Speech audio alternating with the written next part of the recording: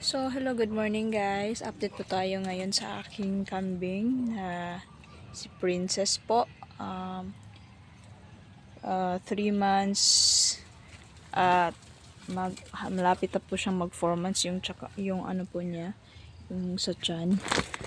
At saka yun po, medyo lumulobo na po siya.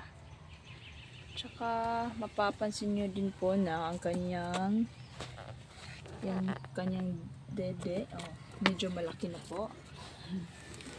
Ayaw niya pong magpa-video po. Yun, galit na po. Ayaw niya magpa.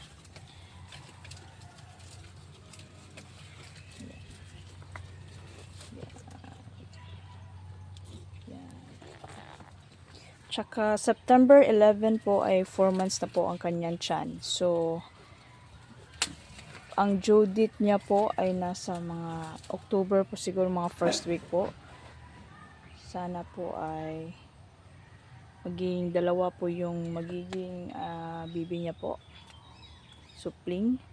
Pero kahit isa lang po, okay lang po. Yan, pinapakain po natin siya ng feeds. May kasamang darak ng mais. Ngayon hindi ko siya nalagyan ng sisical powder. Sisical powder din makakatulong din dyan sa kanya kasi buntis po siya. Vitamins po yun. Tsaka nakakatulong din po yun pag-improve ng milk production niya po. Tingnan niyo po ang kanyang dede. Ayan. So, salamat po. Keep subscribing po. Thank you.